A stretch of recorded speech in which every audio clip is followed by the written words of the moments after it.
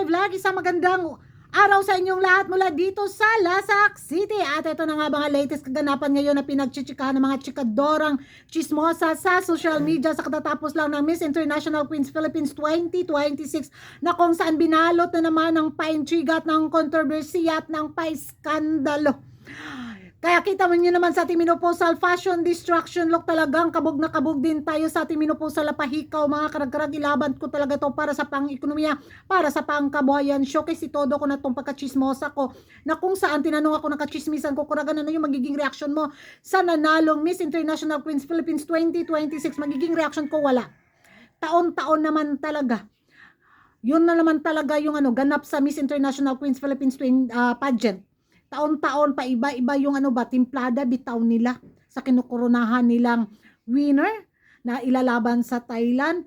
So maraming mga beauty pageant lovers ang naimberna kung bakit natalo si Mikay sa taon na to, na kung saan kung ganda yung pag-uusapan, performance, ang taas ng score sa evening gown, ang taas ng score sa swimsuit, pero bakit natalo ni Reed si Mikay? Yun yung malaking question mark. Grabe daw ang Miss International Queens Philippines Organization. Yung kung sino yung malapit sa sandok, yun daw yung kinoronahan.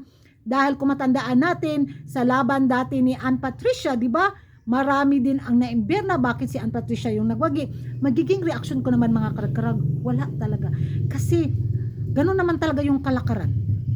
Taon-taon gano'n naman talaga yung paeksena sa Miss International Queens Organization. Kung sino yung gustong kandidata nilang manalo at nakikitaan nila ng potensyal na ilaban sa Thailand, so ipapadala talaga nilang kukoronan. Kung may nakita silang, ay eto yung makasundo namin sa sa organisasyon. So kukoronahan talaga nila kahit sabihin pa nating may kandidatang umangat, may kandidatang sobrang ganda na tinalo pa ang tunay na babae.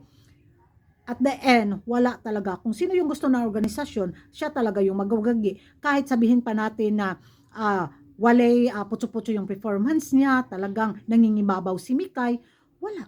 Siya talaga yung nakatadhana. Sa kanya talaga nakatadhana, nakadestino ang corona kahit sabihin pang lutong Macau. So, yun nga, sabi ang mga hanas na nababasa ko sa social media na mukhang lalaki yung ipapadala sa Thailand, na kung saan may babaihan daw sanang face lock sa katauhan ni Mikay pero ayaw daw ng organisasyon. So, yung organisasyon lang talaga yung nakakaalam mga karag-karag. Kahit ako, pabor ako sa beauty talaga ni Mikay. Like, Fosha, di ba?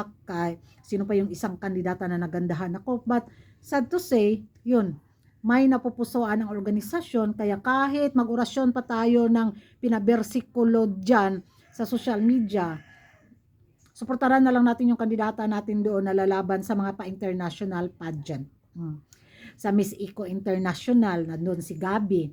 Sa MGI All-Star, andun yung 5 Pinay na lumalaban ngayon sa din, Corona, di ba? Dito sa Miss International Queens, nako, more fun yung magiging eksena na naman dahil itong nanalong kandidata na mukhang lalaki, sabi ng mga ibang beauty pageant lovers, tiyak, kulang ito sa susuportang matanggap niya sa kanyang laban sa Thailand. Pero yun nga, may nakikita ang organisasyon na hindi niya nakita kay Mikay, kaya wala tayong magawa, di ba? So sabi rin nila, dahil kung sasali ka daw sa Miss International Queens Philippines pageant, kailangan kaibiganin mo daw yung may-ari ng organisasyon para sure win ka sa crown. Yan talaga yung mga hanas ngayon sa social media mga karag-karag. So ewan ko sa inyo mga karag-karag kung sang-ayon ba kayo ngayon sa mga hanas na mga beauty pageant lovers na mukhang lalaki ang ipapadala sa Miss International Queens 2026 bilang pambato ng Pilipinas sa Thailand. Saan nagkulang si Mikay mga karag-karag? Mag-ingay tayo sa comment section, at kung hindi ka pa nakapag-subscribe sa YouTube channel ko, don't forget to like and subscribe Kuragan Karag and hit the notification bell para updated kayo sa mga latest kaganapan at late na intriga sa mundo ng beauty pageant. Sabi pa nila ay sana hindi na lang daw nagpa-pageant ang Miss International Queens Philippines Organization kung yung hinahanap nila is sa Q&A portion lang bitaw.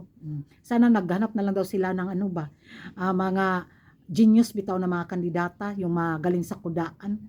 Hindi naman daw matatawag na beauty pageant ang isang pageant kung sa Q&A daw yung basihan. Ay, ambot lang. Diha na mo mga